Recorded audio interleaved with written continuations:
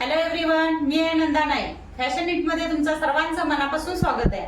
याआधी मी prince cut ब्लाउजचं simple drafting आणि cutting दाखवलेलं आहे आणि बेल्टवाला प्रिन्स कट पण दाखवलेला आहे, जो ओपन गळ्यामध्ये येतो. आता मी प्रिन्स कट ब्लाउजचं ड्राफ्टिंग दाखवणार आहे, ते बोटनेक मध्ये दाखवणार आहे. तर चला आपण स्टार्ट करूया बोटनेक ब्लाउज मध्ये प्रिन्स कट.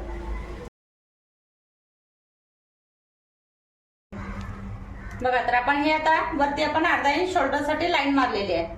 तर आता जेवढा आपला शोल्डर आहे त्याचा फक्त आपल्याला हाफ घ्यायचा आहे. जसं बोटनेक असेल तेव्हा आपलं जसं शोल्डर वाढतं तसाच आपला आर्महोल पण वाढतो. त्याच्यामुळे आपलं शोल्डर आता किती आहे? 7.5. तर हे आपलं शोल्डर 7.5 झालं. तर आर्महोल पण आपल्याला कमीत कमी 7 ते 7.5 घ्यायचं आहे. आपला आर्महोल आहे 7.5.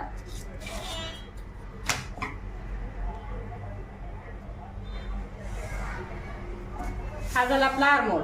आता आपली चेस्ट किती आहे? 9.5.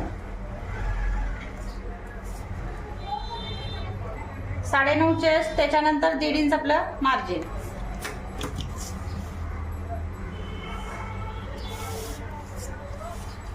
पूर्ण उंची आता आपली तयार उंची किती आहे? 13.5 प्लस अर्धा इंच. तर टोटल किती झालं? 14. तर 14 मध्ये आपल्याला 1 इंच एक्स्ट्रा करायचं आहे. त्याची वीट बघा, आधी ओपन गळ्यामध्ये कसं आपण 2.5 ठेवतो, 2.25 ठेवतो, पण आता याच्यामध्ये किती? कमीत कमी 3.5, 4 किंवा 4.5 अशी येणार आहे.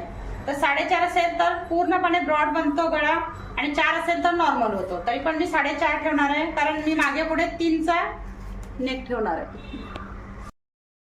बघा, तर आता आम्ही हे बोटनेकचं आपण गळ्याची वीट किती घेतलेली आहे? 4.5 घेतली आहे.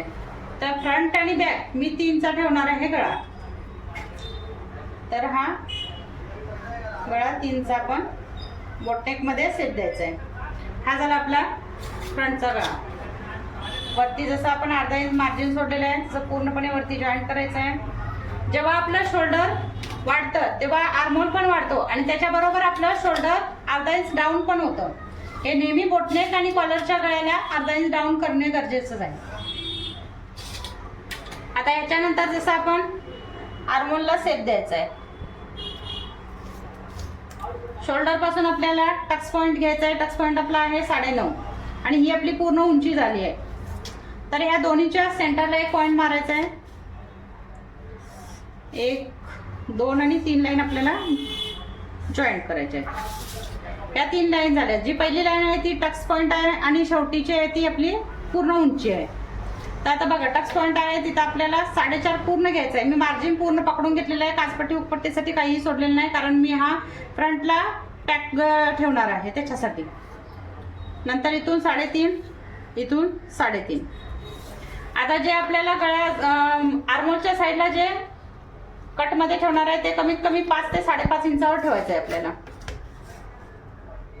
नंतर हा पार्ट जॉईंट करायचा आहे.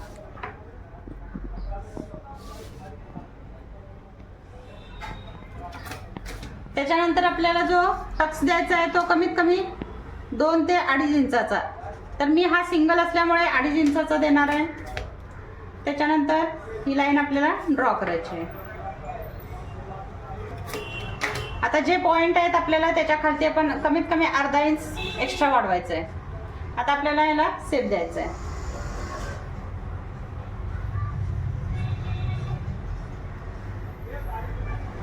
थोडासा आपल्याला राऊंड द्यायचा आहे. दुसरा सेप आहे.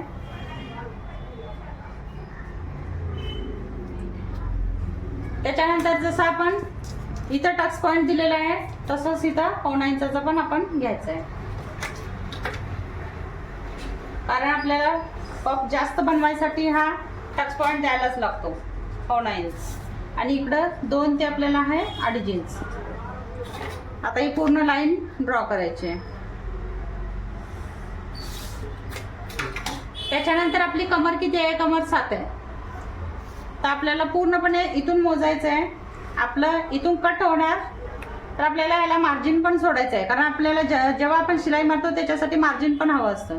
त्याच्यामुळे आपल्याला कमीत कमी 1/2 इंच ते अर्धा इंच मार्जिन सोडायचं आहे. त्याच्यानंतर आपल्याला हा पूर्णपणे मोजून घ्यायचा आहे. किती आहे? आता 3 मध्ये एक लाईन आहे, तर तसंच ह्या साईडला ठेवायचं आहे. आपली कमर किती आहे? 7 आहे. 7 प्लस आपल्याला 1.5 इंच आपलं मार्जिन. तर आता इथं 1.25 इंचाचा आपला गॅप जातोय, म्हणून कमीत कमी इकडं 1.25 इंच आपल्याला एक्स्ट्रा घ्यायचं आहे. कारण आपलं कट करून परत शिलाईमध्ये पण जाणार, त्याच्यासाठी आपण थोडंसं एक्स्ट्रा आधीच ठेवायचं आहे. नंतर ही लाईन ड्रॉ करायची. जसा फ्रंटचा शेप आहे तर कमीत कमी अर्धा इंच आतमध्ये येणार आपण.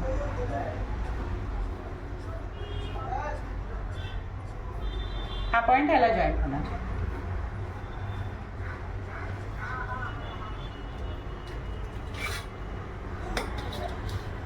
आता हा आपला शोल्डर पासून टक्स पॉइंट आहे.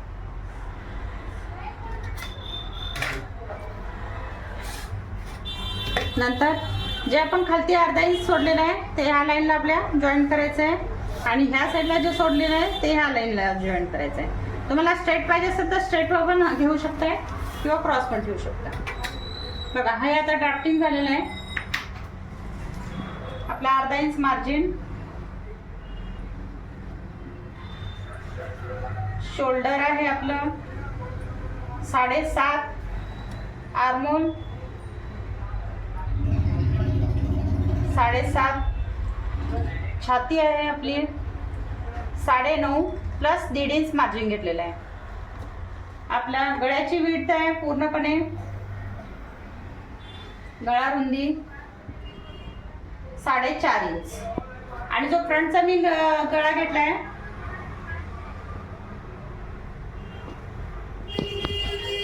3 इंच. ही शोल्डर पासून टक्स उंची झाली आपली.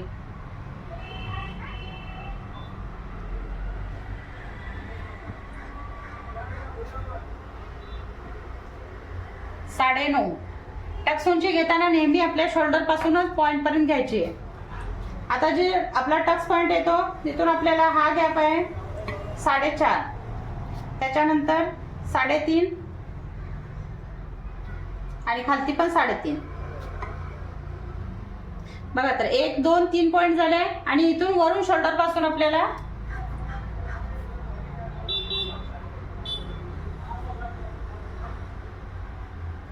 5 इंच घ्यायचं आहे इथपर्यंत.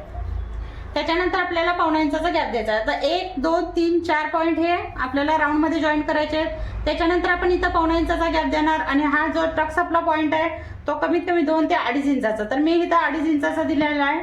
तर नंतर ही लाईन याला जॉईन करायची आहे, आणि नंतर हा शेप मध्ये ही लाईन जॉईन करायची आहे. त्याच्यानंतर जे आपलं कटिंग होणार तिथून आपलं कटिंग होणार, तर आपल्याला मार्जिन पण देणं गरजेचं आहे, कारण आपण जेव्हा शिलाई मारतो तेव्हा मार्जिन गरजेचं असतं.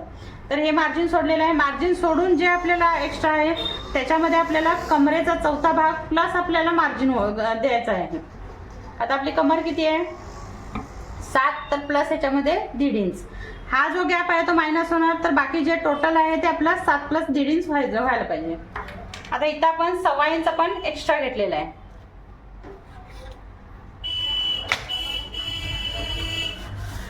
बघा तर हा बोटनेक मध्ये आपला प्रिन्स कट झाला.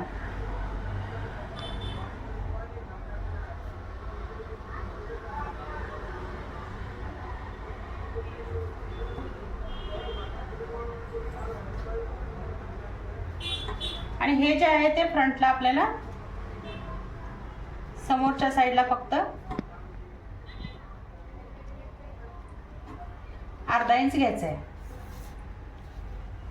आणि हे अर्धा इंच आपला डाऊन होणार, कारण प्रत्येक वेळी शोल्डर जेव्हा वाढतं तेव्हा आर्मोल पण वाढतो, आणि जसा पॅक गळा असेल तेव्हा आपला अर्धा इंच हे डाऊन होतच होतं. बघा आता हा पूर्ण प्रिन्स कटचा ड्राफ्टिंग मी पूर्णपणे रेडी केलेला आहे.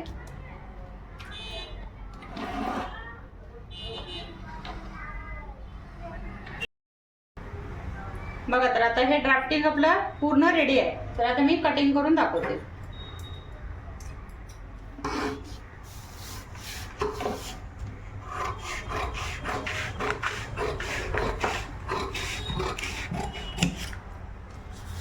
आपला नेक आहे. नेकची वेट तुम्हाला हवी असेल तेवढी ठेवू शकताय, 3 3.5 4 किंवा 4.5. पण बोटनेक साठी जर ब्रॉड असेल तर कमीत कमी 4.5 ही हवी.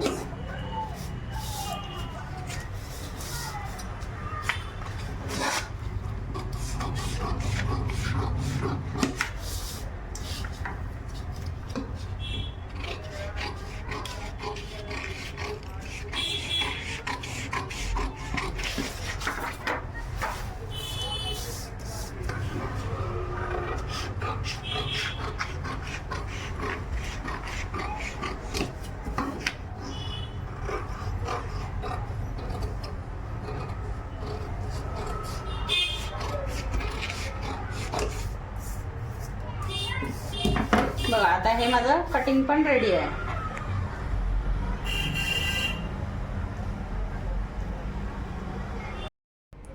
आता हे पूर्णपणे आपलं कटिंग रेडी आहे.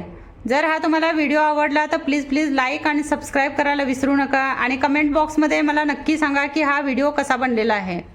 ओके, धन्यवाद.